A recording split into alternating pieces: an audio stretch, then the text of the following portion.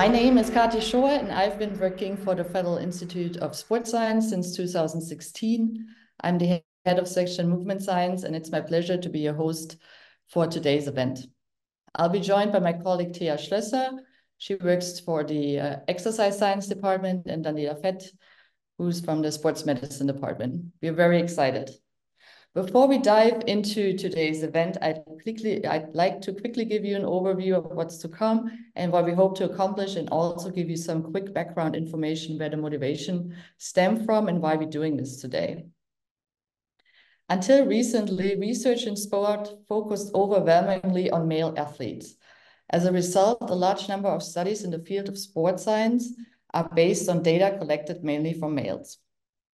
Due to physiological differences between the sexes, specifically with regard to the reproductive endocrinology, the results of these studies often have only limited validity for girls and women and reduces the application of those data.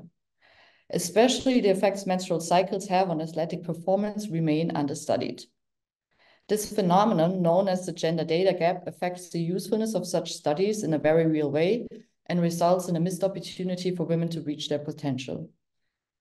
That's why, starting last year, the Federal Institute of Sports Science has established a research focus on the topic of women and girls in sport, with the goal to promote the interests of women in sports. Our strategy is intended to increase the presence of women in sports science, and with the help of research projects, transfer activities, and other events like this online event today, we want to help reduce gender-specific gaps in research to support women in sports. That is why we also announced last year a research focus in that area for the 2024 application period and encouraged universities to hand in proposals that actively contribute to closing gender-specific research gaps and the underrepresentation of female athletes in sports science research. We received a lot of research proposals that had a focus of women and girls in sports, which is great. In total, we got to fund 20 projects in that area. Many of those mentioned proposals adapted their experimental design to incorporate female-specific consideration, such as the menstrual cycle. But when we look deeper at the adaptations that were made and how the menstrual cycle was tracked, we noticed a lack of agreement on terminology and methodological approaches, and we noticed quite a variety of methods that were used to track the menstrual cycle.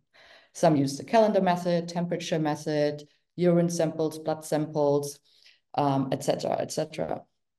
As we know, different methods come with different levels of validity and reliability. They track different things, and some methods are per se not capable to detect different phases of the menstrual cycle. And it seems like there's quite a bit of uncertainty on how to incorporate menstrual cycle tracking in sports research. That's why we decided to host this event today, to learn from 3 experts in the field that will share their experiences with menstrual cycle tracking in sports research, and to highlight the specific considerations needed when incorporating women as participants in sports science research. We have 3 amazing speakers with us today, and I cannot wait to hear from them and to learn from their experiences. In the next 90 minutes, we will learn about where we stand on this in terms of research, and we will focus on current practices and different approaches and obstacles menstrual cycle tracking in sports research, and also give some ideas on how to incorporate menstrual cycle tracking in your future projects and studies. The presentations will last for about 30 minutes. The first presentation will focus more on the research part and answer questions: what kind of methods are out there, how valid and reliable are different methods, what else do we need to consider, for example, female athletes that take hormonal contraception, etc. And just in general, where are we right now and what knowledge is still missing. After the first presentation, we will give room for 1 to 2 questions. We would love to have the real conversation discussion with all speakers. So that's why we want to keep this section rather short and just allow 1 to 2 questions. So after that, we will head to the second presentation. And this one will give us more insights about the practical aspects and how a practical and minimal tracking can look like. And after the second presentation, we'll work our way through the Q&As and then give you also room to ask your questions. To take part, you can either raise your hand or write your question in the chat. And also, if you're not 100% comfortable to speak in English, you can also ask a question in German, and we will do our best to translate it for you. Before I'm handing it over to our first presenter, I'd quickly like to introduce today's speakers. First, we have Juliana Antero. She's an epidemiologist researcher. She works at the French National Institute of Sports, INSEP. She is also the program director of a program called Empower. The Empower program studies the impact of women's physiology on top level athletes' performances and hopes to help fill in significant gaps in scientific research about the female body. She's also part of an expert team that develops a consensus on menstrual health for the UEFA, and I hope that she can tell us a little bit about that as well. Our next guest today is Petra Platen. She is a professor for sports medicine and the head of sports and medicine and sports nutrition, faculty of sports science at the Ruhr University of Bochum. Her research topics, among many more, are women in sport, sports medicine and performance physiology, safety in sport, and sports nutrition. And our third speaker today is Jana Sippel. She's a research associate and PhD candidate at the Department of Sports Medicine and Sports Nutrition, also at the Ruhr University in Bochum. And her research topics are women in sports and sports nutrition. With this, I really hope you'll enjoy this event today. And on behalf of everyone, I'd already like to thank our speakers for sharing their knowledge and giving us the opportunity to engage in this conversation. And with this, Juliana, a warm welcome to you. The floor is yours.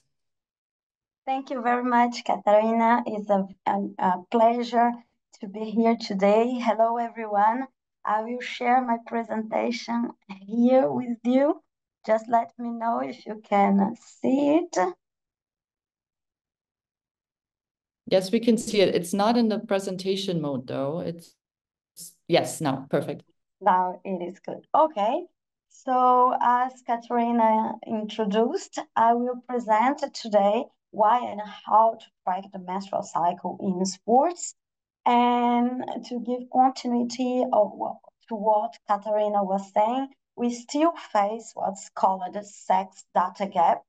That means there's this big gap between the research conducted on female athletes and male athletes.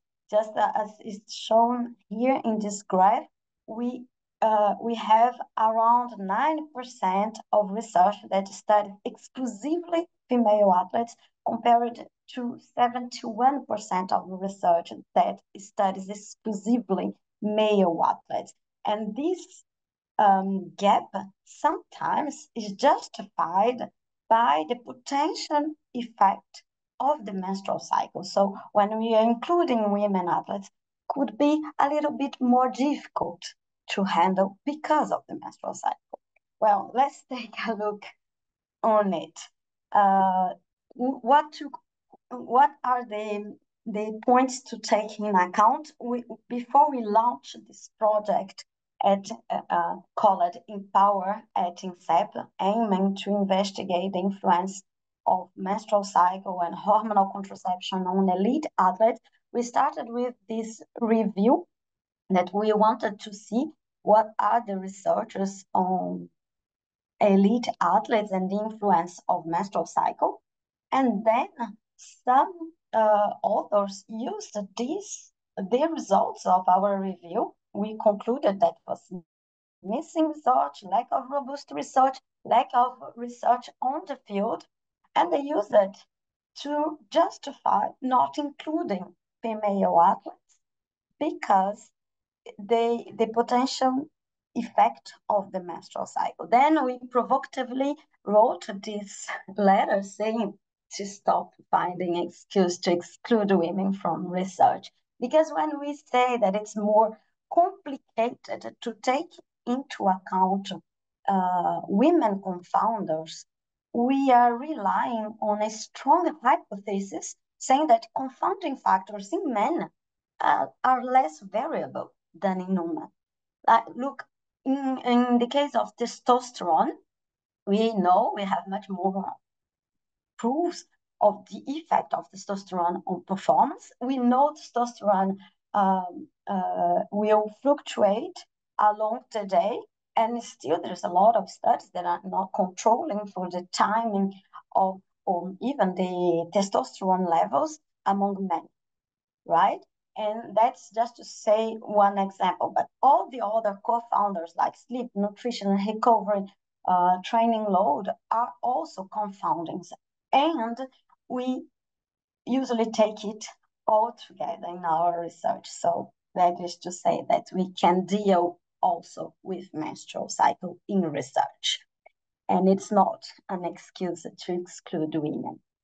So our suggestions in the case where we are not studying or when we are not studying menstrual cycle, it is, and we want to avoid the potential effect of menstrual cycle, it is to increase sample size. This will allow to reduce variability, so that is a good point to start with. We can also do the experimentation in the same phase of the cycle for each participant.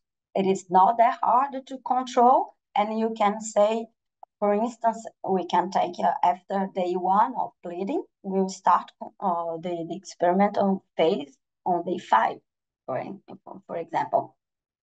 And then it will be in the same phase for everybody. Also, we can design longitudinal studies that consider the different phases of the menstrual cycle. Let's say if you do multiple measurements, 20 measurements, so they will randomly go and happens in different phases of the menstrual cycle. That's also a possibility. And then, for sure, and then we will discuss this later also when we will be investigating menstrual cycle, it is to use statistical models capable to deal with confounding factors, and also the ones that will allow to take in account individual variability. And in the last case, if you have a protocol that is sensitive, potentially sensitive to sex hormone variations, in this case, it would be preferable to use female athletes under continuous hormonal dosing pills, the ones that have no breaks. So we will have a more stable hormonal environment. Okay, so, and when we want to do research on menstrual cycle, that I want to show you first one of the first statements that we will soon publish under UEFA guidelines. And the first one is, to date, there is insufficient high quality, this is important, high quality evidence to confirm or to refute, and this is also very important, or to refute a meaningful relationship between menstrual cycle phases and injury risk. And here we are talking about football players, but we can have a broader view on this subject. Because it is not yet published, I will just ask you to not public share this statement yet. But here what I want to discuss first is that absence of evidence is different from evidence of absence. That means that because some papers or research are failing to prove a meaningful relationship, that not means there is not a relationship. I'm showing here an example of a very interesting paper with a good protocol, but as we can see, each bar is showing a direction of an effect regarding the luteal phase, mid-luteal phase. I will come to the details later, but luteal phase versus menstruation phase. And then the title of this paper says, menstrual cycle phase has no influence on performance, while what we can see in this graph, there is differences, but some goes to one direction, the other goes to other direction. Some show no difference or no consistent differences. So we are seeing here there is a high variability. So instead of saying no, there's no influence, we should rather say, are we using the proper to show a significant difference. And that's the key point, and that's why we are calling for more qualitative research capable to deal with this high variability. So if you look at the latest reviews on this subject of the effect of menstrual cycle on performance, the majority of the reviews are showing that it may have an impact, mostly on menstruation phase, that would have a trivial impact. Well, we still need to measure what trivial means. It's for us working with elite athletes, trivial may be a difference between gold medal and no medal at all. So we need still to quantify what would be this impact.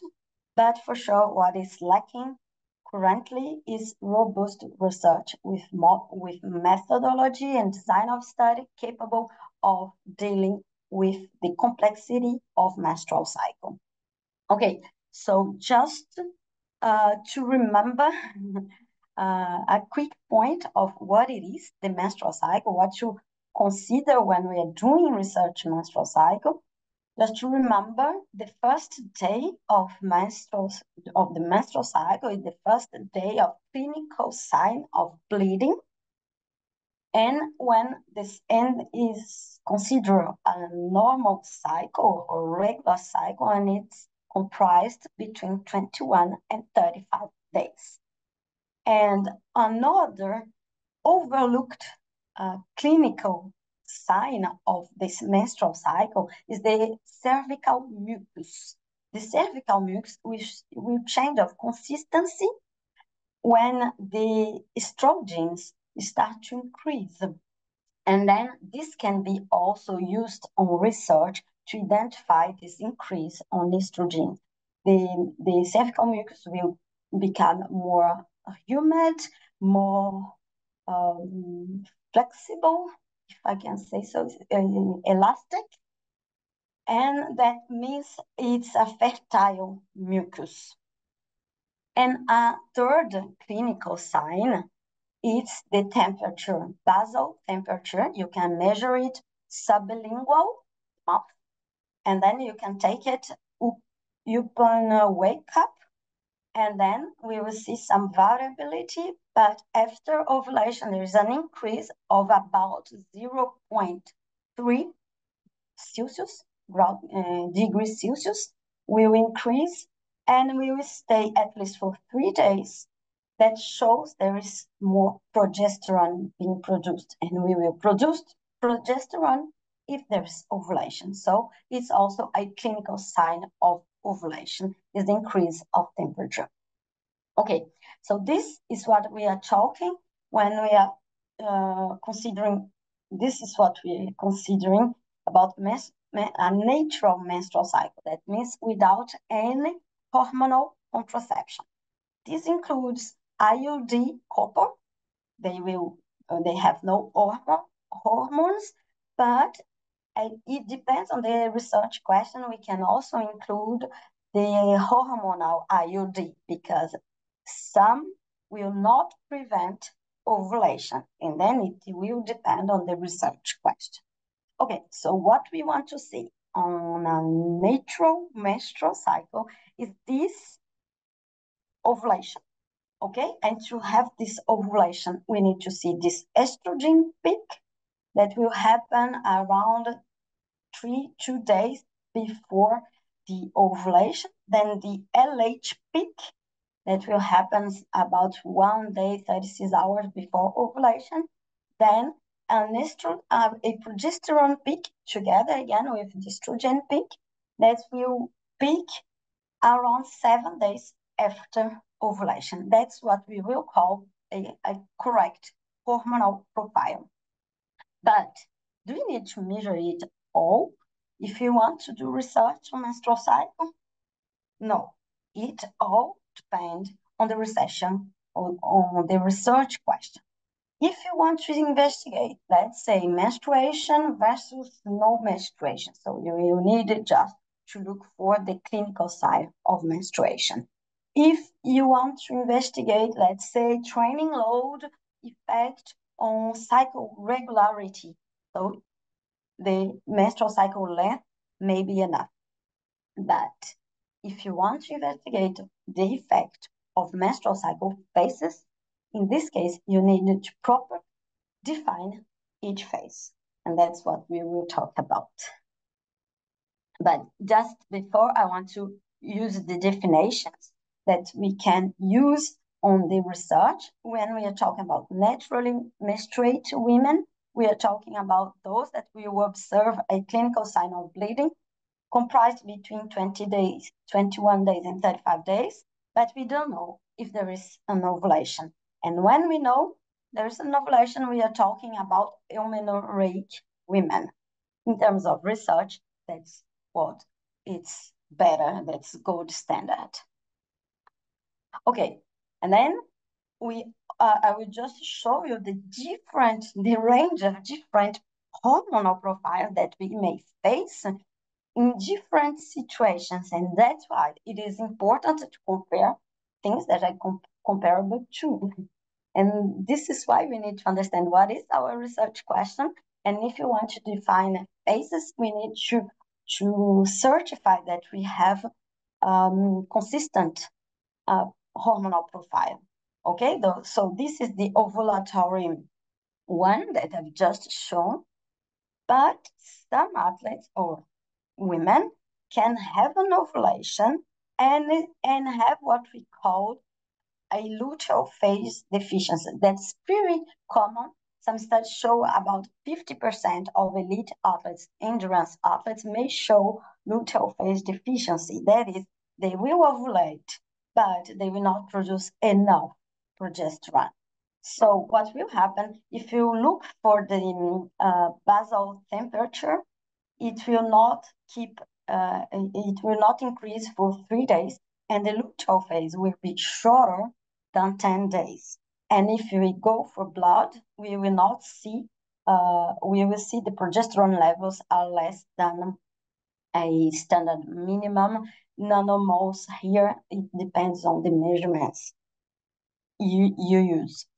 Okay, so this is also something important to know. That's why for the gold standard, we will advise to have blood serum of progesterone on mid-luteal phase.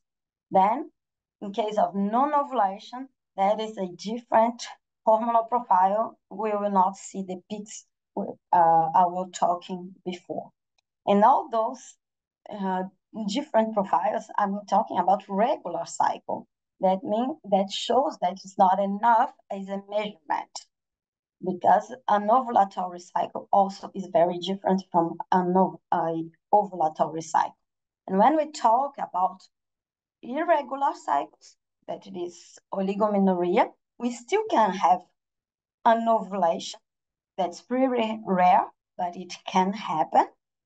That will come much later in the cycle, or that's more common in case of irregular cycle. That means no ovulation. And the last hormonal profile would be amenorrhea. There's no bleeding, this for 3 months, and the hormones are pretty low.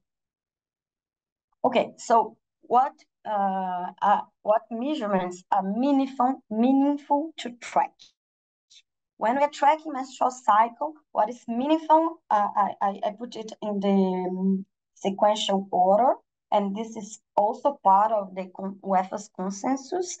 So it's the regularity and characteristics of bleeding. So how often is she bleeding? Is it regular? It's not irregular. It's everything that I've just talked about, between 21 and 35 days. The type, intensity, and frequency of cyclical symptoms, the ovulation, and then the last level, the ovarian hormone levels, estrogen, progesterone, and LH.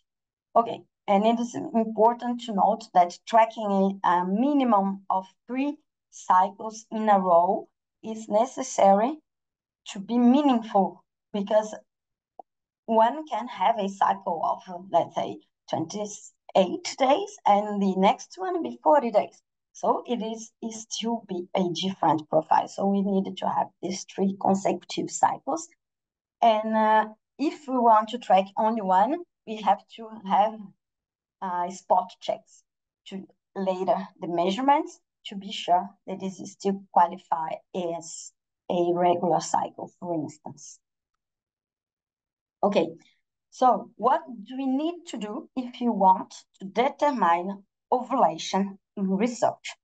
I will present here what is gold standard in research and what is something also that it's from the consensus, WEFA's consensus. Okay, so what we want to measure is that we want to separate follicular phase, the first half of the cycle, from the second half to ovulation.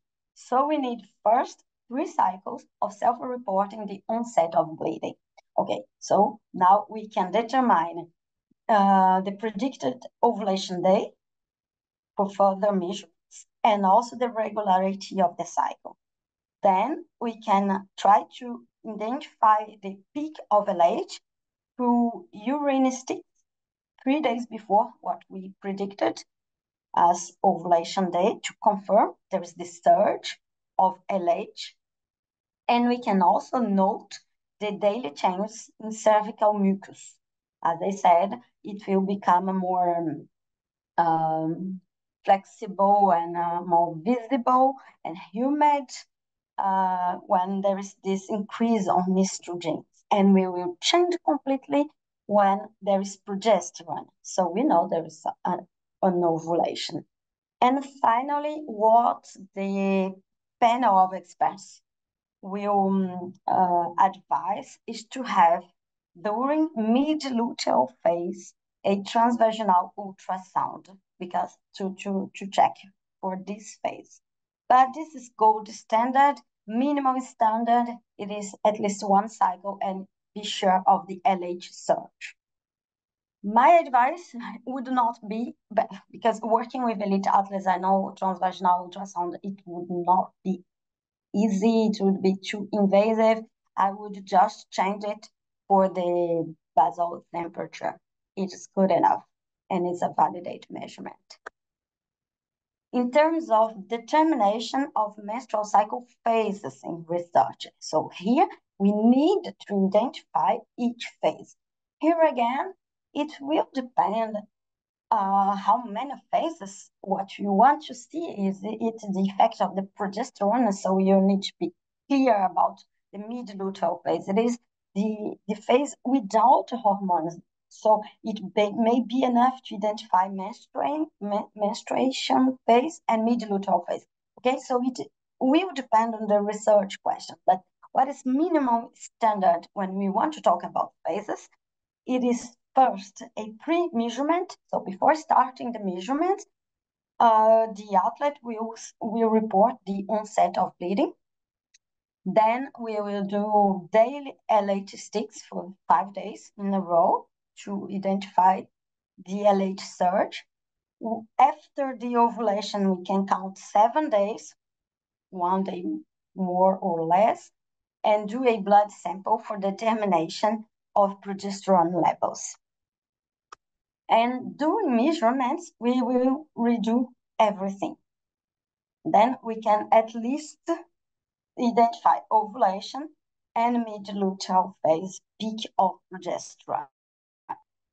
But if we want to go for gold standard in research, we will do exactly the same thing that I've just said about the minimum standard, but during 3 cycles. So the athlete will self-report the onset of bleeding. We'll do the LH test, the ovulation, the determination of progesterone, but also estrogen.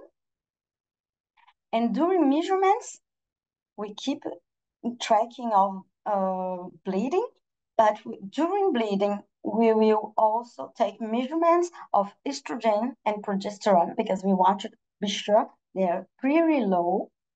And then a blood sample 24 hours before the predicted ovulation date to see the levels of estrogens and be sure there is not enough progesterone. And then for sure, during mid-luteal phase, we will redo the same as before measurement.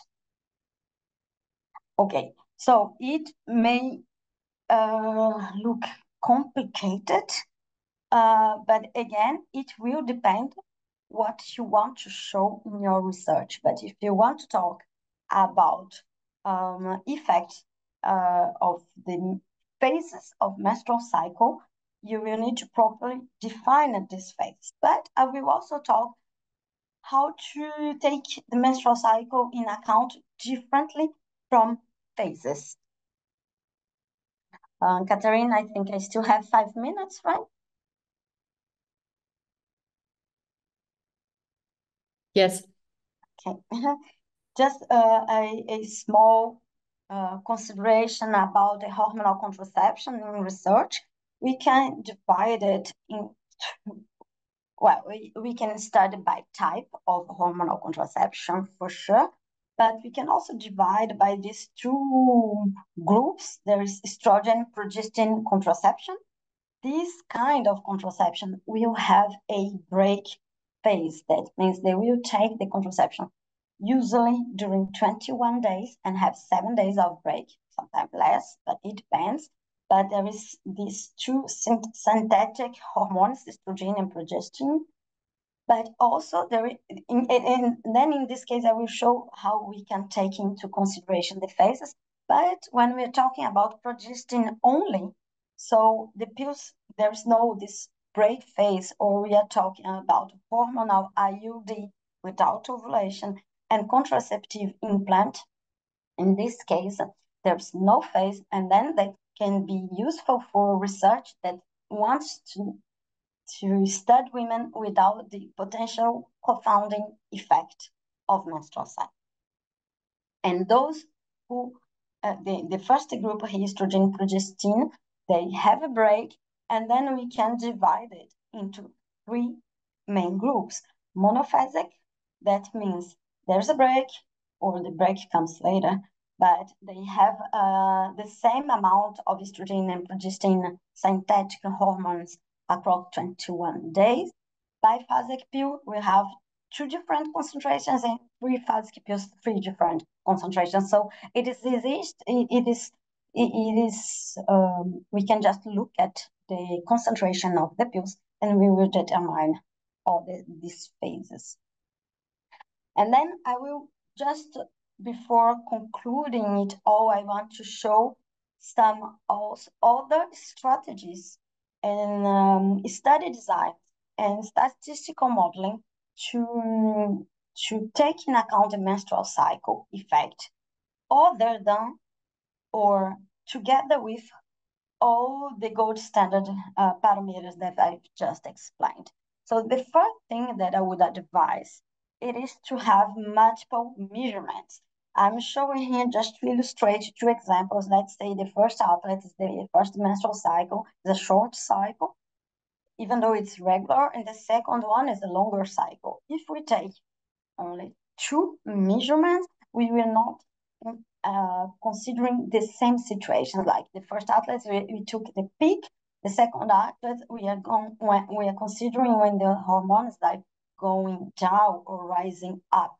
So the best advice will be always to have multiple measurements. We will see what is a continuous phenomenon. So better than just focusing on a single time point of this menstrual cycle, try to take much more measures.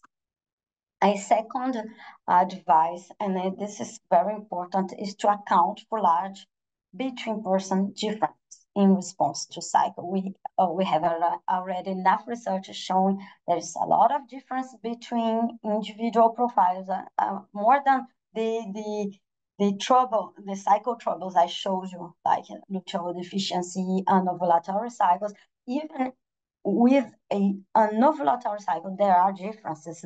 So it is important to consider those individualities, and then the best way is to generate an individual's mean across all observations. So I will observe what is my response in this phase, and then my response in this other phase, and then always based on myself. And then we will consider that for every individual, and we have person centering the outcome variable.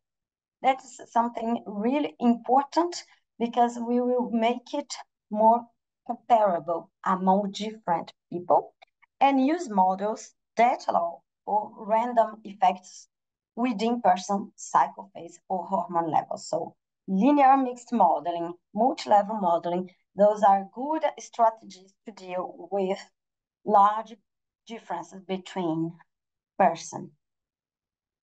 Another advice, it is to use the menstrual cycle as a nonlinear function of time. And so we are here, I'm showing a paper that just published, there's like 2 weeks ago, we published it, and we are considering that menstrual cycle as a normalized cycle from 0% to 100%. Here you can, in the dotted lines, we are showing the suggested phases. We could not prove or precisely define those phases. Nevertheless, we show it in this continuous in order to be easier to compare to other studies. But what is important here, we are doing multiple daily measurements, repeated measurements, and we are considering the cycle as a continuum and not categorical phases. And this is important, and we can observe the trends and the significance of and the impact of the menstrual cycle for both natural menstrual cycle and hormonal cycles. That is also something really interesting.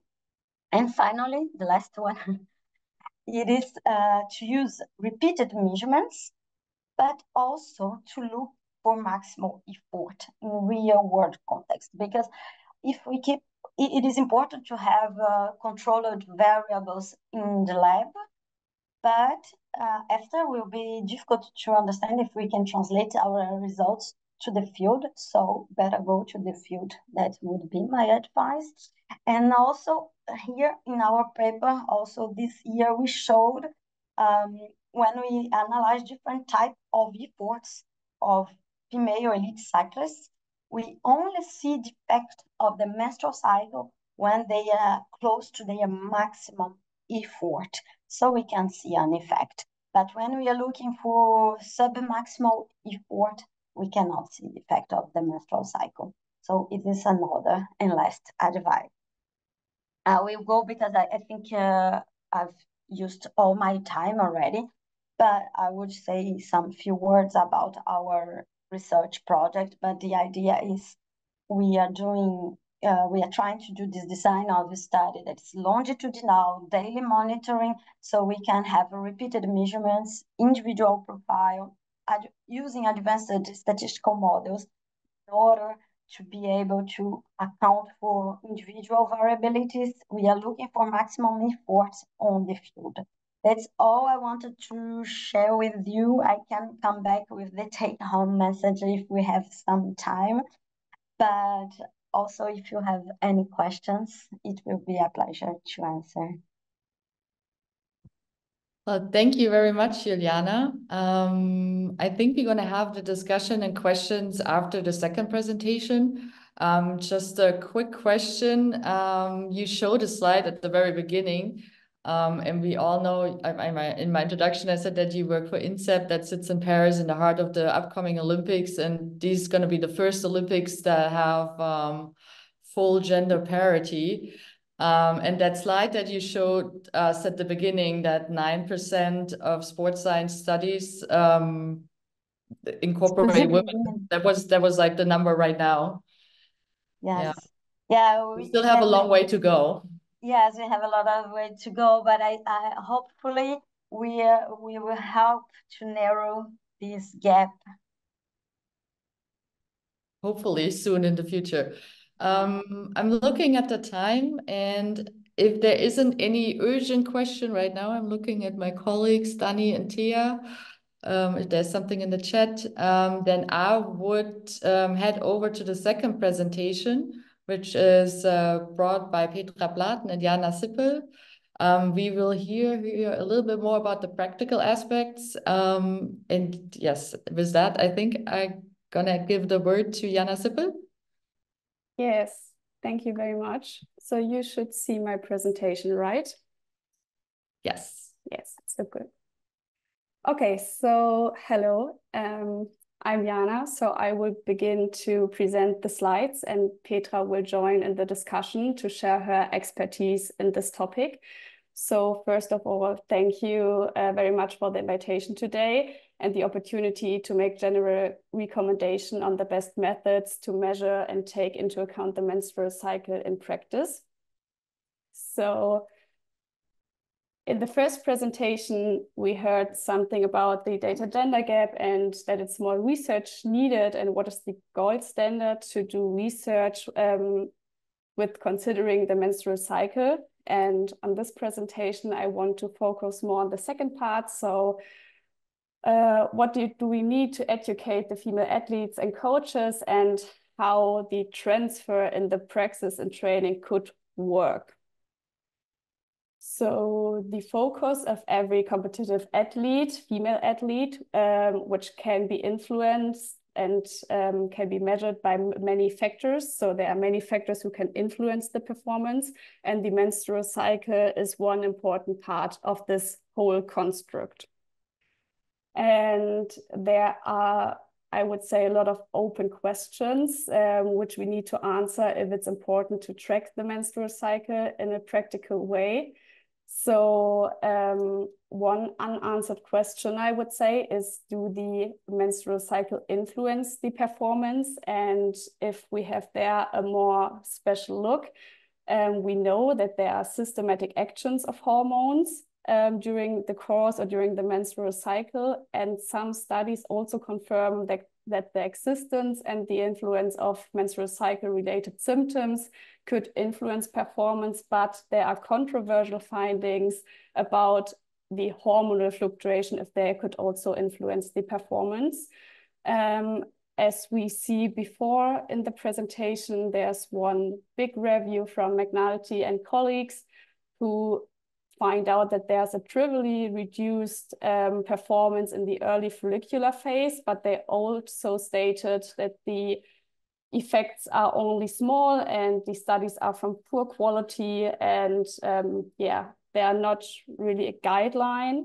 So there are more systematic review, for example, for this year, but here's also the conclusion that it's very controversial. So we have some studies who found a difference between the menstrual cycle phases, but there are also a few studies who didn't find them. So we also conclude at the moment there is no yes, but there's also a no. So this remains still open at the moment. But the other question is what the menstrual status can tell us at all. So basically changes in the cycle integrity can be related to pathologies and can be assigned for medical care or training adjustments. So the reason for this is often an insufficient energy availability. And to have there a deeper look, the ovulation status is required for assessment. And in most cases, there are always intra and inter-individual differences. So we're coming to the big question, what are the methods available to assess the menstrual cycle in practice to consider the different factors? For this and to answer this question, we conducted in our department a lot of studies for menstrual cycle monitoring with a practical focus. And I want to present these today because I think they give you a good, a good first look, what we can do, what are the best methods, and maybe we can find some conclusion and make uniform recommendations at the end with these results we could make in the last years. So first of all, I want to present you an innovation project we could do with the fundings of the BIST in the year 2022. So we developed and established a menstrual cycle monitoring with the German Athletics Federation, so track and field athletes. We have a following project, a service project last year, where we have a deeper look into the basal body temperature to diagnose the integrity of the menstrual cycle. And we have another research project where we could include the findings of the two projects before to do a systematically menstrual cycle monitoring to determine these intra and individual differences in here, especially in female professional footballers or soccers. So starting with the first project, one of the main goals was the development and establishment of the menstrual cycle monitoring. So we conducted a study where we track 3 following cycles with I would say, a lot of methods in combination. But the first one and the most important one was the monitoring platform. We used there the platform of athlete monitoring, which was provided from the federation. And there we had the possibility to include, beside other questions, from sleep to, maybe missing the words, Erholung und Beanspruchung in German. We have the possibility to include the bleeding questions. So when the bleeding starts, that we use the calendar-based method to determine the cycle length. And we also have the possibility to track the symptoms of the athletes. For the ovulation detection, we use 2 different methods in comparison. We use the intravaginal basal temperature measurement. It's a little sensor you can wear in the vagina for 24 hours, and it measures a data point every 5 minutes, and you wear it over the complete cycle and use the lowest values in the night to determine the ovulation. And we use another ear thermometer to compare it if these methods are comparable, but these results I will present in the second study. And we do a lot of hormone measurements. In this study, there was a big innovative aspect because we measured also testosterone and androstenedione as an anabolic androgen hormone to see if there are cycle-dependent differences. But I only want to show you 2 aspects because the zero measurement is the gold standard in science, but we look what we can do in practice. So we use the blood plasma from the earlobe. So we do capillary blood samples, and with the blood plasma, we do some progesterone measurements, and we use also the saliva. And it was also possible to do there, or to show there, the characteristics of the progesterone during the menstrual cycle and also during hormonal contraceptive use, because you can see here in the orange line that there are no differences for the oral contraception use. And for the blue line, the natural menstrual cycle, you can see the characteristic that it's rise after the ovulation here in the middle. So coming to our second project, where we tested different basal body temperature measurement methods. We used the intravaginal body temperature as reference method because we made very good experiences with that. And we tested different thermometers for the ear, sublingual and rectal. And we also tested some smart devices, but for these devices, the results of the project is not finished yet. So I will only present these from the thermometers. And here I want to show you some individual curve where you can see in the first figure the measurements or the temperature values from the uvular ring, and in yellow marked you can see the ovulation, and you can see very good the increase of temperature or the rise in temperature in the second phase of the cycle. And if we have a deeper look into the other figures, so in B you can see it for the ear, in C for sublingual, and in D for the rectal measurement. And we always test it at 6 a.m. and after awakening. And to see if it's at a standardized time more stable than after awakening, which is dependent on the sleep duration. And here you can see for the ear measurements that there are a lot of outliers, and there's not really an increase in or a stable increase in body temperature. We can see a slight increase for the sublingual, and it's not so much different to the uvular ring. And for the rectal measurements, we can see that there's in total a higher temperature, and you can't see really an increase in basal temperature measurement. But we also do the mean comparison, and we also use Blend-Altman plots, which I will not present it here, but I will present later the results. And we can see here in the mean comparison for the uvular ring that we could show an increase of 0.37 grad Celsius in the mean, that there's an ovulation detection possible. For the ear measurements, we can see 0.2 increase, but we have a great dispersion of the temperature, so the standard deviation is relatively high. We can see a 0.18 increase for the sublingual. It's not so much, but the dispersion is very low. And we can see for the rectal that there's only an increase of 0.11. So here an ovulation detection is not possible. So in summary, the sublingual measurements at a standardized time showed the most reliable results compared to the reference methods. But however, intravaginal measurement was the only method capable of reliably documenting a rise in basal body temperature. So with other commercially available clinical thermometers, only 48% of the cycle could be identified as biphasic, with a deviation up to 10 days compared to the reference method. I think this is the main result of the study. So only half of the cycles could be detected as biphasic, but with a deviation of up to 10 days. So the ovulation day differ up to 10 days between the methods. And I think this is, a big gap.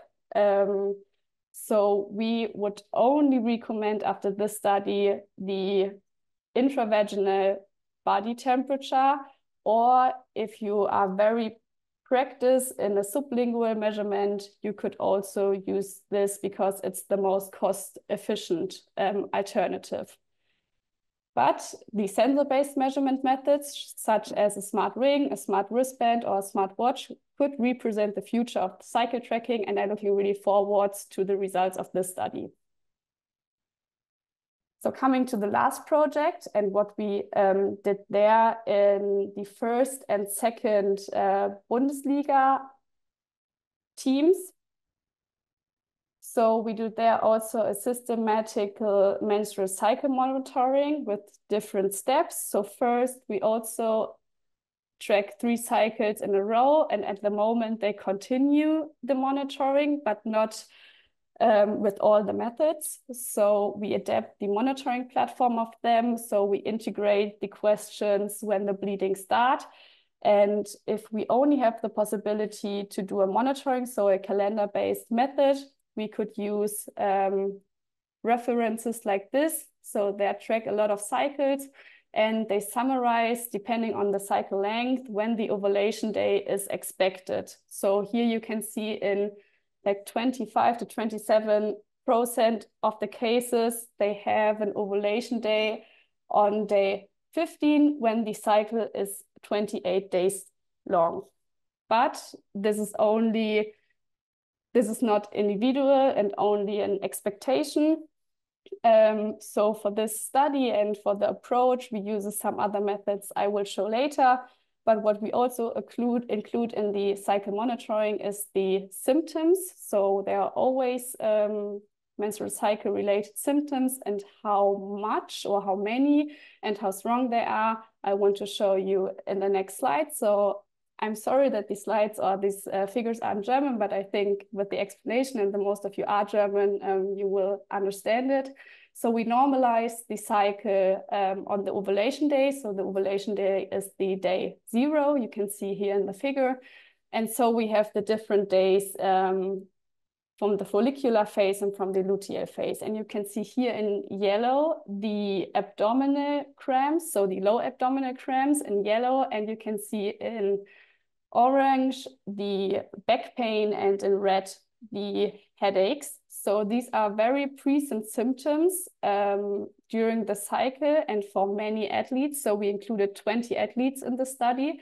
And in the luteal phase, we have painful breast and also some water retention, which could exist during the cycle. We also divided it into the phases that you see which symptoms are most likely present in the different phases.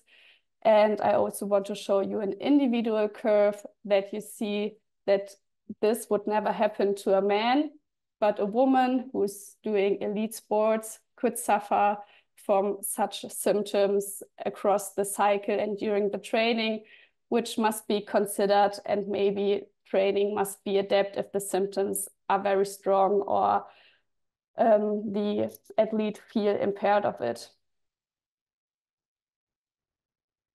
So coming to a more training or menstrual cycle based approach, we need the ovulation. So we use the ovulation sticks or the urine sticks from Clearblue, which have the possibility to track the hormone estrogen and LH.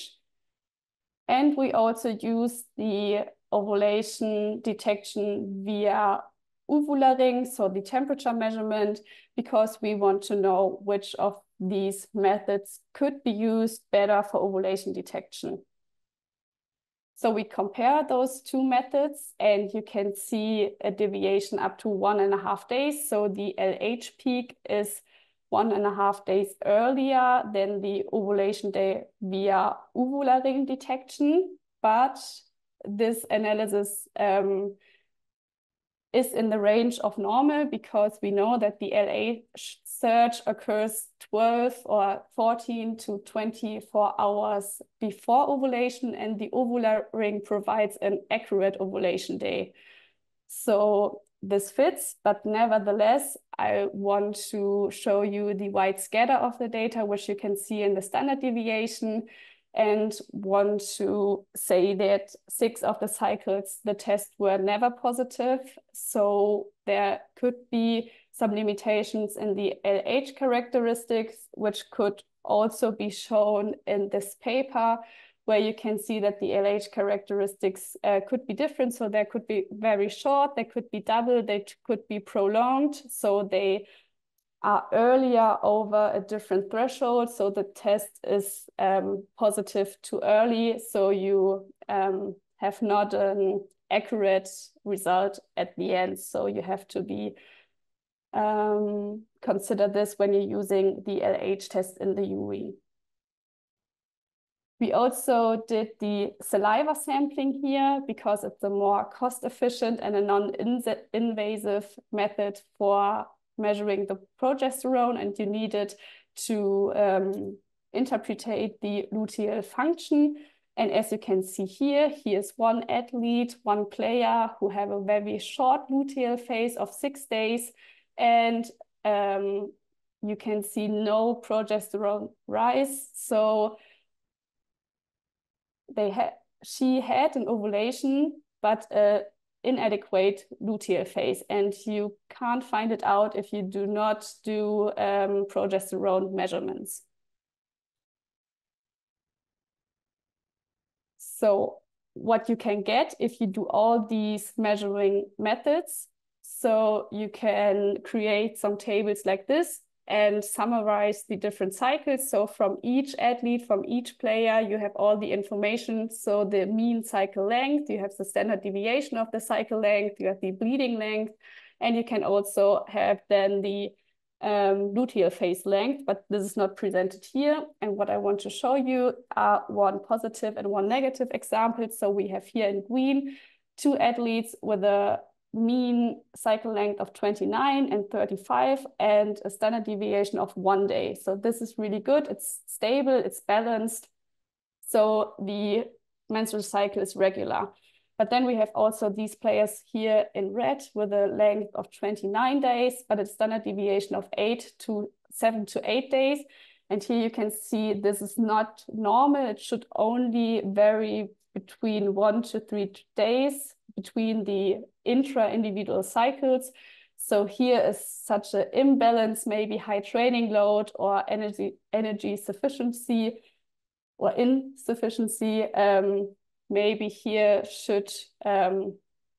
we should do some adaptation and look where's the reason why the cycle is not stable.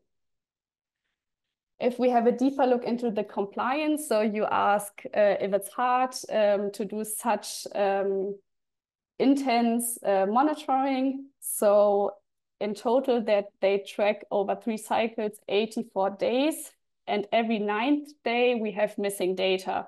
So this is what you have to plan with when you do it in elite sports. So there are always athletes, you have to go to him, remind them, make the monitoring. But you can see here it's very different. There were some athletes who do a really good job and some not. But yeah, this is only a figure that you know what you have to expect when you work with elite athletes. And we also evaluate all of our studies. So we do an evaluation for the track and field athletes, and we do an evaluation with the soccer players. And here I want to show you a little summary of our results. So here are some quotes for the monitoring and the efforts, and they reported that the effort was as expected, that the morning routine extended by 5 minutes. So they need 5 minutes to do all the measurements. And one athlete said that there is hardly any disruption and the morning routine has been established. So it's only a thing of a routine, I would say. And if you have this routine every morning to do the measurement, it's not a hard thing to do. And then we asked the athletes if they could imagine to do the measurements in the future. And 81% of the female athletes would continue to answering the monitoring questions, so the bleeding question and the symptoms. 44% of the female athletes would continue to use the urine stick, and also 44% of the female athletes would continue to use the uvula ring, but a higher percent number, so 56% would prefer an alternative temperature measure because they feel not so comfortable to wear always something into the vagina, and it could be easier to measure it in the morning. Then doing the hormone analysis, 44% of the females would also continue to collect the saliva measurements, so collect it in the morning and do it in the morning, and only 31% would also tolerate venous collection. So it's a lower number, which said to us, it's not a wish of the athletes to do such invasive methods. If we have a deeper look into the wishes of the athletes, so what they wish for the future, they wish that there's an open and honest consultation if symptoms are present, and especially they wish to sensitize and support the young female athletes, that they have special support with this topic. They want to be able to openly share the cycle data with the trainer and take it into account. So they don't want to talk about it. They want to include it into the monitoring, that it's normal that the trainer is informed about the cycle characteristics and the symptoms. They want to open it for all female athletes, that it's not only a thing which is open for elite ones, so that everyone could use it. And they want that it's more an opportunity and not create a compulsion, so that the athletes are free to use it and don't have to use it, because there are some athletes, for example, who use hormonal contraception, maybe they don't need such a monitoring like females who have a normal menstrual cycle. A lot of them wish to adapt their training, so their individual strength or athletic training to the cycle. So they have the subjective feeling that there are maybe more possibilities if they adapt their training to the menstrual cycle, and they wish that the trainer consider this in the training process. But what also was stated is here one quote where I was a little shocked, because one training group told me that they often talk positive about the coach-athlete relationship in relation to the menstrual cycle, but in reality, the topic is not taken into consideration in the training. And then there was a quote from the trainer, "Oh, again, wasn't it just last week?" So at the moment and in the reality, often clubs and athletes say, yeah, it's a big topic in our training and we track it and we consider it, but in the reality, it looked something different and the training is not adapted to the menstrual cycle. So there's a big gap, or there need to be a big step into implementing the menstrual cycle into the training. So now I want to summarize the findings of our study to give you an example what you can do in the training or in what you can do to monitor the cycle in training. So there are different steps you can do depending on the costs and the effort you have. So first, there's the one-step method I presented before. So it's the calendar-based counting. You can do it with the app, with the monitoring platform, but you can do it also manually. The costs and efforts are very low and you have the information of the cycle length. And if you're looking for maybe menstrual cycle disturbances, you can detect irregular cycle length or amenorrhea, and it's the offset or the bleeding is not regular and it's not coming.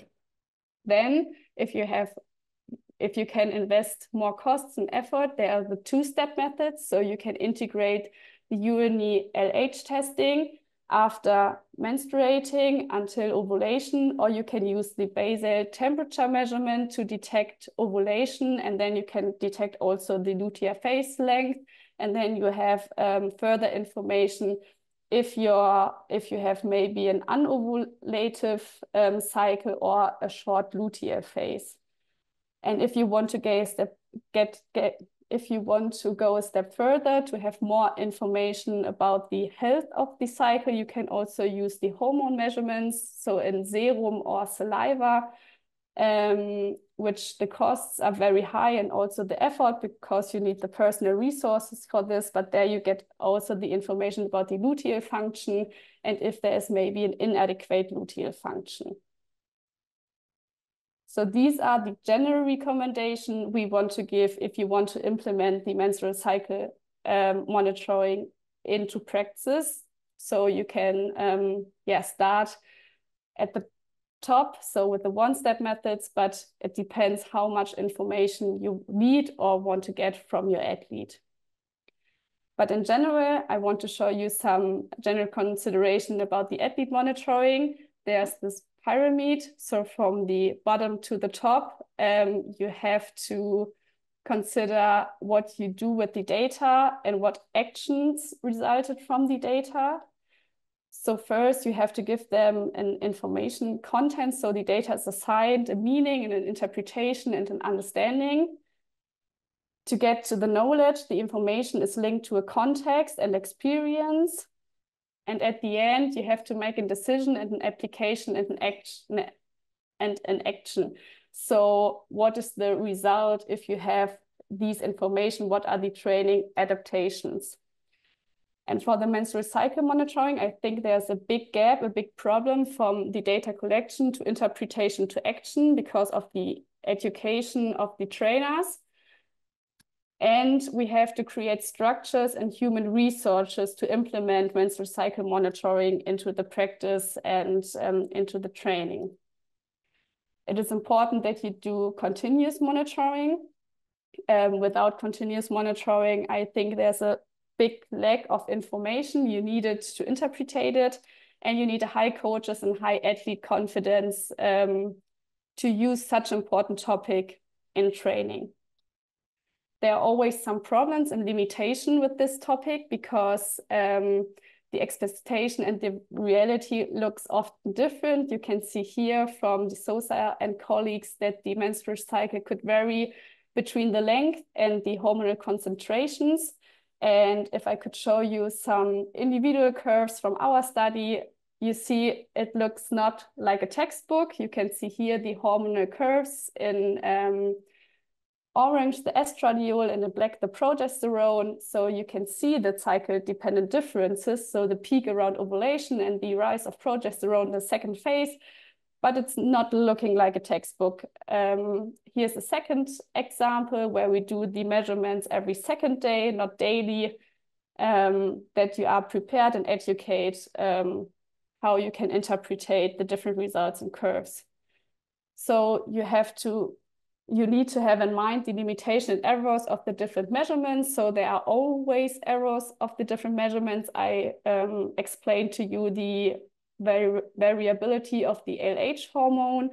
I show you the different measuring methods of the basal temperature.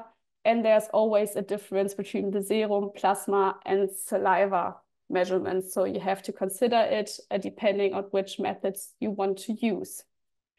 I see I'm a little bit over time, so I tried to go through the last slides a little bit faster. For me, it's important that the trainers and athletes stay updated for upcoming research and new results. They have to consider all factors when they want to see the health and the entire female physiology. And it's important that you adapt your training, your competition planning, and your diet or other coping strategies if you think or you feel that the menstrual cycle have a negative or positive effect on your training or performance.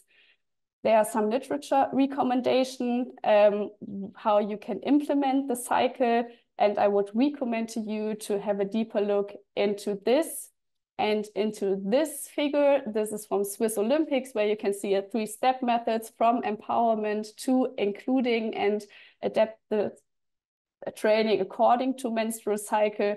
So there are different stages you can go. We are happy if you start at the beginning. So a lot of empowerment, talk about the cycle, maybe do your first menstrual cycle monitoring. And if you need guidance, you can orientate on this. I'm open that you do a little screenshot or something like this. And then I want to thank you for your attention, but I still remain on this slide that you have a little bit time to have a look on it. Thank you. Thank you very much, Jana. And as I said in the beginning, we're also recording this. Then we're going to put that on our YouTube channel. So I think everyone can go through that slide and through the presentation again. Okay, perfect. Thank you very much for these really interesting results and recommendations.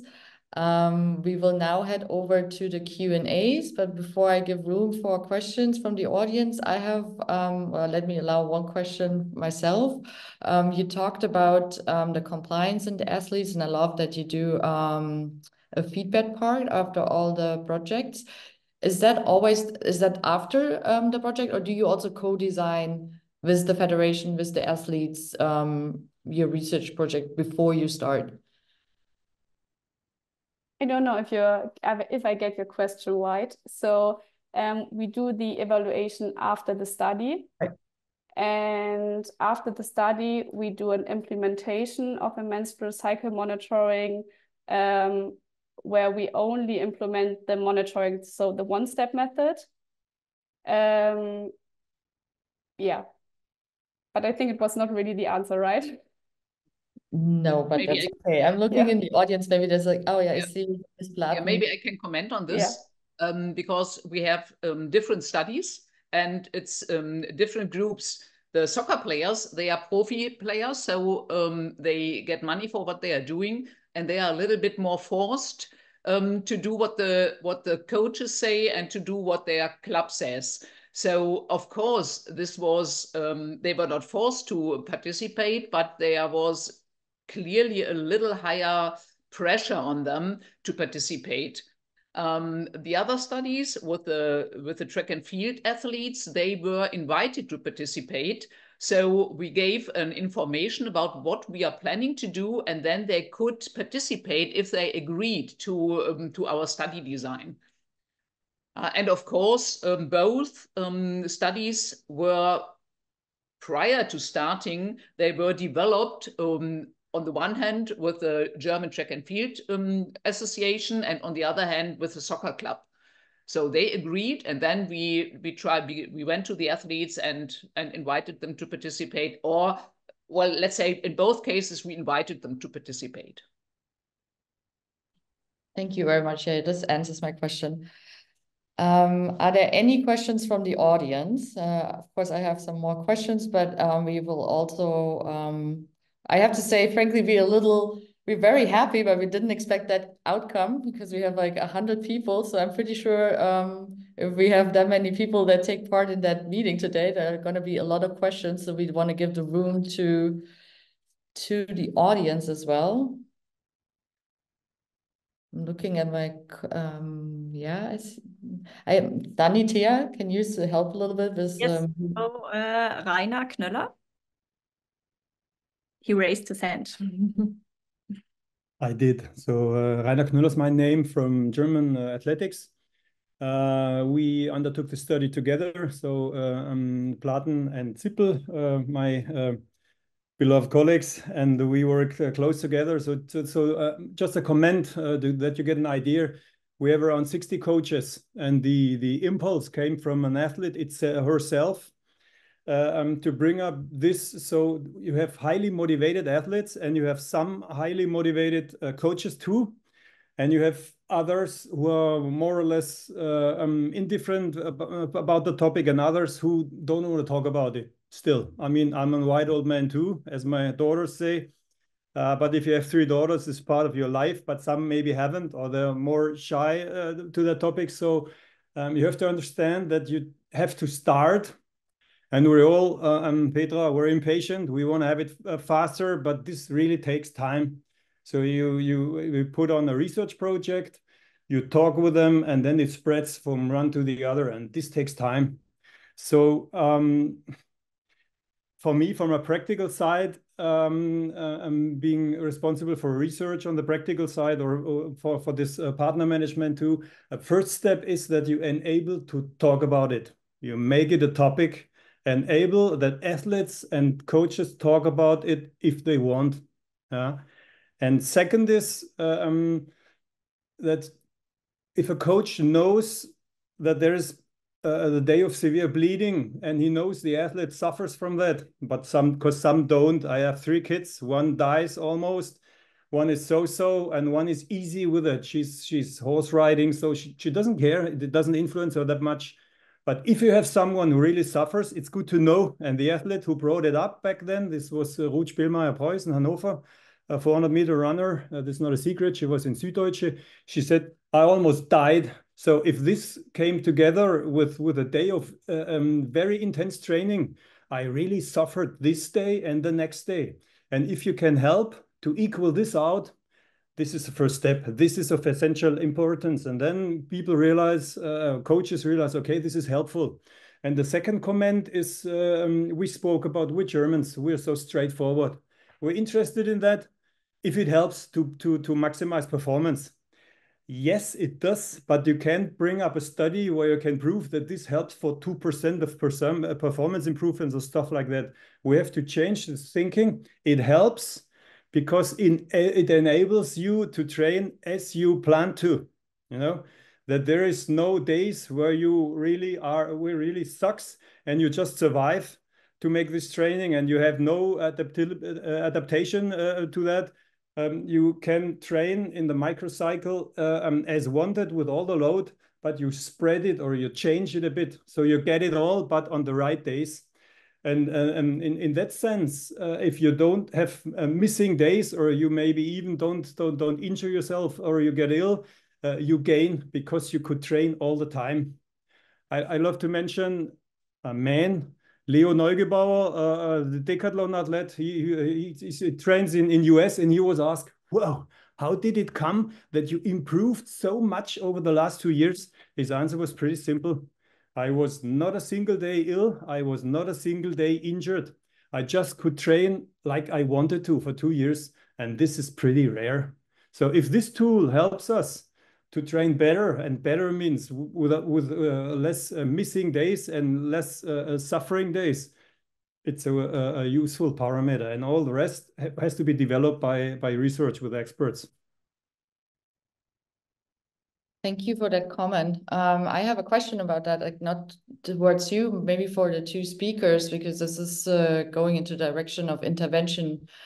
Can you give us some insights? What do I do with an athlete that we track the cycle, and we do know at certain phases we do have problems, we do struggle? Are there any interventions we can help them with, like nutrition, sleep, or other things? Do you have any insights into that?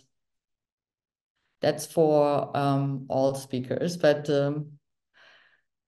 maybe Juliana? Yes, we working with the athletes in preparation for the Olympics. That was something that we took into consideration, because the first thing was to understand the menstrual cycle as a parameter of performance. So it is like sleep, nutrition, recovery. We need to take it all in account and in advance. That means if the athlete, she's worried about her performance in 2 days because perhaps she will be on her menstrual phase, it's because we did not take in account her menstrual cycle as we should before the competition. Because if it is, she feels a negative impact, that means we need to correct what's wrong. It may be a medical advice, medicine, but we cannot, it is just like Rainer just said, if she is presenting symptoms 3, 4, 5 days per month, and even if these symptoms are having a small negative impact on her training, but every 4 days per month, at the end of a season, she's losing a lot of high quality training. It is exactly what Rainer said. Just so it would be with our athletes, when we saw negative impact, we directed them to a medical, a doctor or gynecologist to take into account, or nutrition expert to correct imbalances on their nutrition. That was our action in practice. Thank you. And I saw Petra Platten, you raised your hand. Yeah, but I mean, Juliana nearly said what I wanted to say. I think there are some aspects. I think one of the most important is that the athletes should learn that they might have problems. And if they realize that it comes from their menstrual cycle, whatever phase, then they understand that it comes and goes away. And this reduces their stress about feeling so bad. So stress reduction is already one very important thing. And if there is an athlete who suffers really a lot, I would also recommend that they should take a gynecological investigation, because sometimes there are really medical problems behind that. And first of all, we should exclude some severe medical reason for these symptoms. And if everything seems to be normal, then we could continue with, let's say, some kind of regenerative measures and other things, and especially stress reduction and other training planning. So if I know that I have 2 or 3 days with these problems, with pain somewhere in my lower body, then you could do more regenerative training and just do it, and do not worry about it, but do it. And then later on, when you are feeling better, then you could increase intensity on whatever again. So you should simply learn to work with these imbalances, with this normal female physiological imbalances. And I think this, to know this for the athlete and the trainer, already helps quite a lot. Thank you. Juliana, do you have a comment on that? Yes, because Petra talked about stress reduction, and we could see, we didn't quantify it, but following individually some athletes that are heading to the games, we could see that, because we are estimating one big athlete will compete the games during her menstruation. But we followed her for several months before, and we showed that she performs very well, quantifying her her power. We could see she performs very well during menstruation. We showed her that, and now just it is not an issue for her. What could be something really stressful, and it is not, and she's pretty okay if she will be on her menstrual phase during the game. Thank you very much. Do we have any more questions?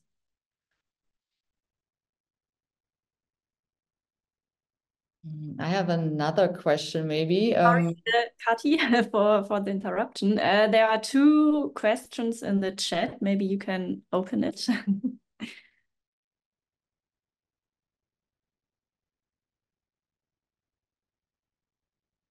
I only see one. I just got to read it from Nadine Goldstein. Is there evidence that not only physiological effects can be related to the cycle, but also psychological, mental components could be influenced?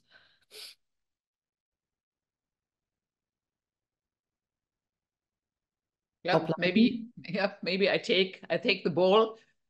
Yes, of course, because I mean we both speakers only talked about estrogen and progesterone, but we simply skipped testosterone. So Jana mentioned it, that we also have slight fluctuations of the so-called male gonadal steroid hormones, and they, as well as the female ones, they have influence on different brain areas. We have receptors for all of them in the brain. And if we have an increase in testosterone, this does a lot with our mood, with our energy, with our will to struggle, and our, let's say, aggressivity. So there is a lot of impact also on the will to perform.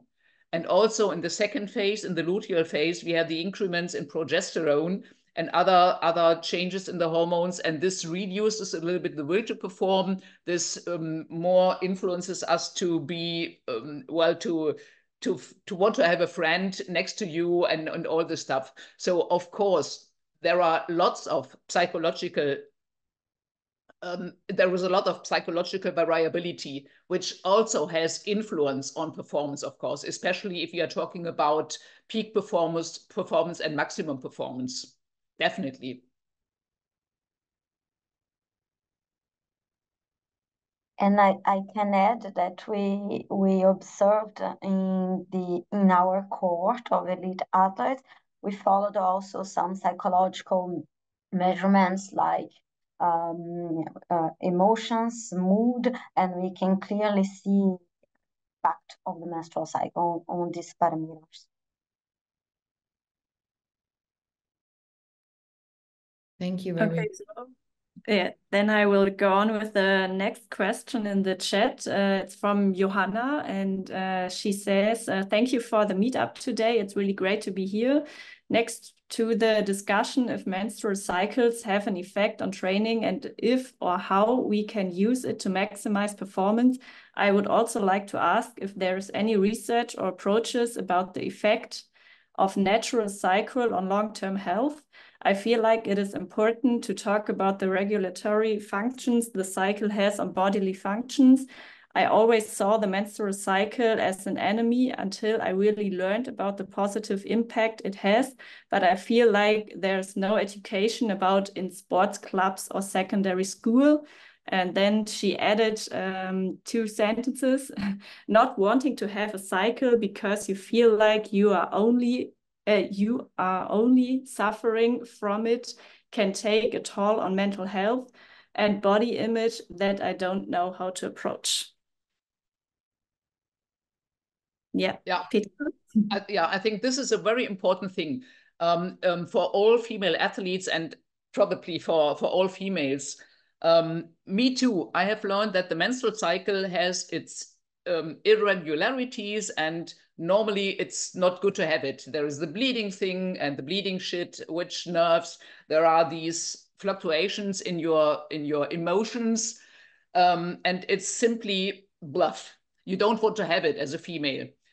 But what I really liked very much, we had a television series on the menstrual cycle and about our studies, which was published in Arte. And the title of the story was The Power of Cycle. And then I realized, oh, how good is this? This is the first time that I also realized that the cycle is not bad. It's really very good to have it as a female, and it's a big opportunity. You simply need to know what happens with your body, and then you can use all the positive things in order to increase your empowerment, your mental empowerment, and also your physical empowerment. It's just a change in the view that an athlete and all females should really should have. It's not negative at all. It's physiology of a female, and it's really a big, big opportunity. And if you have this view on the cycle, then it's a game changer. Then you use it to increase empowerment, and then you really will improve a lot. And maybe I can add, there are also some studies and some practical experiences that if you feel subjective impaired of your cycle, you can't see it objective in the heart rate or in your performance. So sometimes you feel impaired of the menstrual cycle, but you are ready to perform and to do your competition. So you also have to consider this into your training and your competition planning, that it's not always a weakness.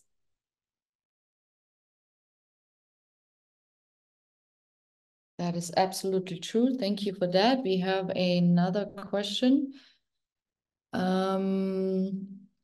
Is there a free cycle monitoring program that you can recommend? Of course, we cannot recommend any industrial products or something, but maybe there's like something that you, from your experience, that you can recommend that you would use. Or I think you added it to the monitoring app of the federations. If I remember correctly, or can you comment on that question maybe? Maybe shortly, but maybe the others have also some experiences. So it's not free, the monitoring platform from the federation. It's only for the federation. And this is, in most cases, it's the same for the soccer clubs.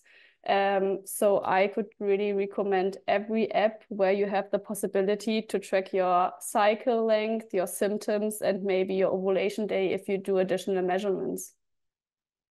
Yeah, the only thing that you should consider is the question of data security. So if you take any app and the app is, let's say, located somewhere, the Fitter Women app, for instance, is from the United States. And I know that many women from the United States track their cycle using the Fitter Women app. But when there was this debate on maybe that women could be punished if they have if they kill their babies in their body, lots of the females, they simply cut the Fitter Women app, and they did not want to work with this anymore because you never know what happens with the data.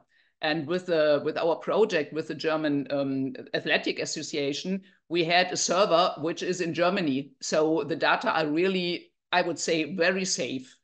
So you can use whatever you want, but be aware a little bit about which data you are presenting to whom. Yeah, thank you very much. And I think it was in Jana Sippel's presentation. Couldn't you also not just like build your own program? You have an Excel file, you log your own data, you have a calendar, and then you, for example, use the urine sticks, and then you just have, instead of putting it into an app, because most of the apps are kind of backwards, not backwards in, how do I say that? They don't project something really, you put in the data. So you're doing that for the apps, and you kind of could do that at home, or what would you think about that? You can have your own file, you can put in your dates there, you can have the urine sticks and have something similar. Yeah, of course. So if you go to the physician, I think it's the gold standard that you do a paper-based monitoring there and bring it back to your next appointment. Yeah. We have another question. Thank you for your interesting presentation. My name is, I hopefully pronounce it correctly, Nefeli Maliu Becher, gynecologist at the University of Heidelberg. My question is, why did you use ovular ring for ovulation determination? For the best of my knowledge, there is only one study about ovular ring, and this showed an accuracy of ovulation detection for a period of 3 days before and 3 days after the actual ovulation. And which was the reference method you used? So that's addressed to Jana Zippel's presentation. Yeah, it's a very good question. So we have the one study with the accuracy of 96%, which we orientated, and they have an external laboratory to validate the temperature sensor in the water bath. So this is the one thing that we know, that the temperature is valid. And to detect ovulation, I would agree, there are a lot of studies who do gold standard comparison with the ultrasound. And they found out in general that there could be a gap between temperature rise and ovulation. So it's more a physiological gap, I would say, and not really from the ovular ring. So this is maybe one of the limitations we have to consider if we use the basal body temperature, that there is maybe a time gap between the temperature rise and the progesterone rise and the ovulation. So when the egg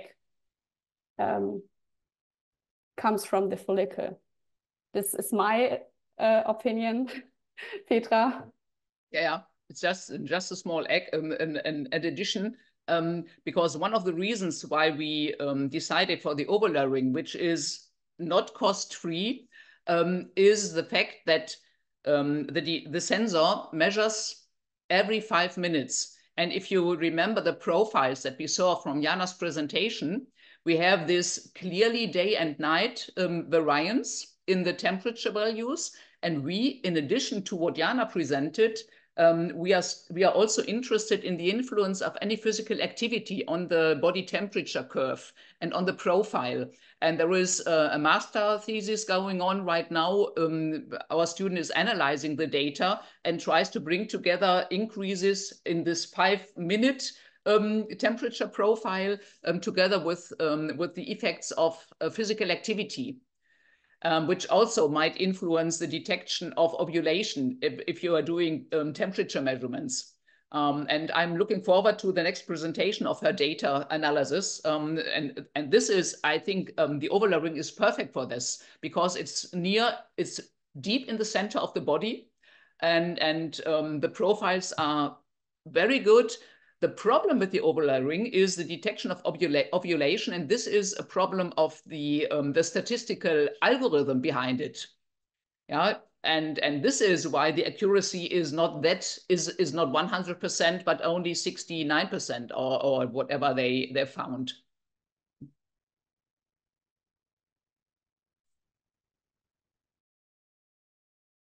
Yeah, thank you very much. And I think she had, or he had, another question. And the second question, it is very surprising that the rectal measurement didn't function. Do you have any explanation for that? I was wondering too. But first of all, I have to say that the rectal measurement was not forced to do. So it was the own decision of the athletes if they want to add the rectal measurements, and we only had 3 data sets. So there could be a gap. So sorry that I didn't add it on the slides. We have more data points for the other measuring methods and only 3 cycles for the rectal one. So maybe if we could collect them more, there could be other results. But I think if it didn't work in 3, it's also not a good result. Yeah. And the problem with the rectal measurement is simply compliance. and the time point. So we saw the big gap of sleep duration, and it's the same for the rectal measurement. So the body temperature rises depending on the sleep duration. Yeah.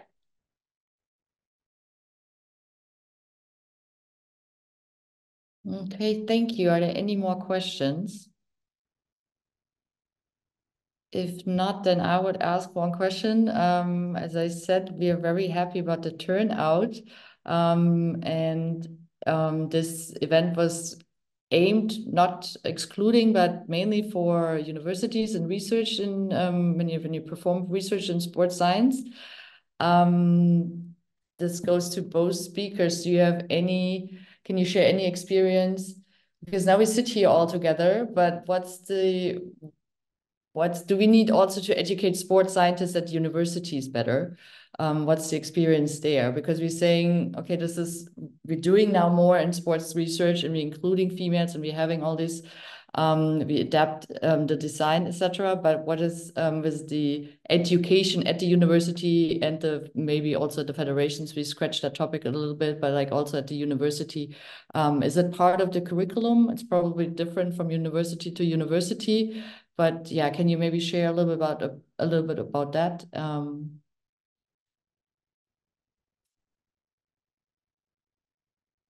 Frau Platen? Okay, I start. Well, of course, like, I mean, anything that you are talking about in universities is a matter of a curriculum, but the interpretation of what you fill into this curriculum is always under the responsibility of the professor. So if there is one who is interested, he or she will put in the topic of the menstrual cycle and effects on whatever into a lecture or integrate it in a seminar, and others who are not interested in this topic will focus on other things.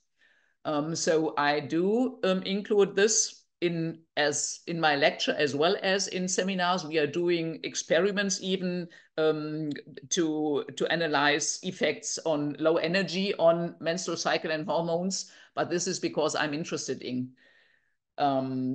So it's I think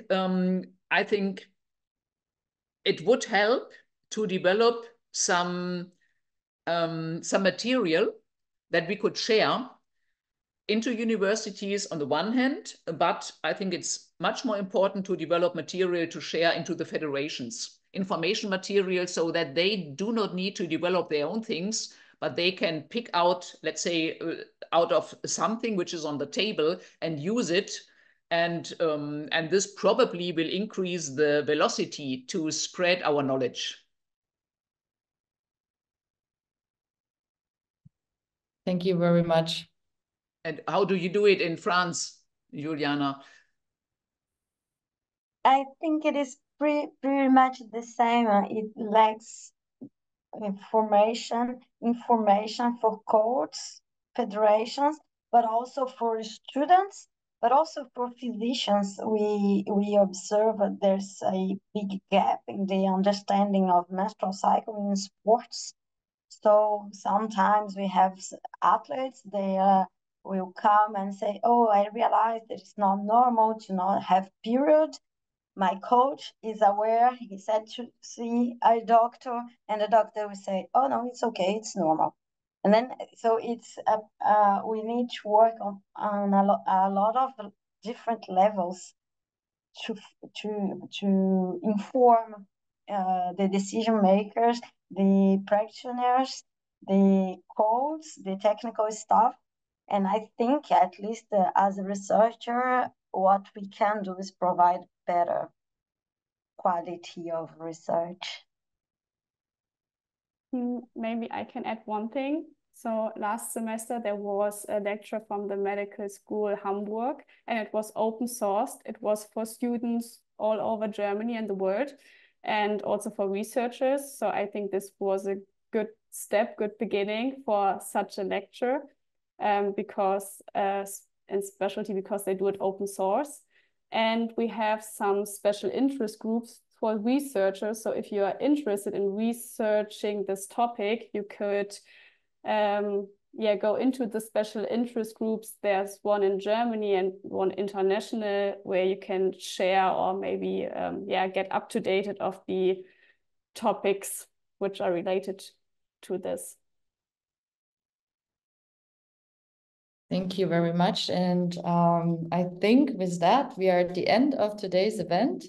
We heard some great insights and recommendations from our speakers. Many thanks also to the audience for your questions and your thoughts and an engaging conversation. I think we all navigate that space together, and I think I haven't talked to Frau Platen and Frau Zippel about this yet, but I have talked to Juliana about this. Like, if you have any questions, she was open for collaborations, future collaborations, obviously after the Paris Olympics. She has a little bit more time, but I'm pretty sure the Ruhr University in Bochum is also open for that. Yeah, and thank you very much. Thank you. Thank you. And thanks again for the opportunity to share our knowledge here.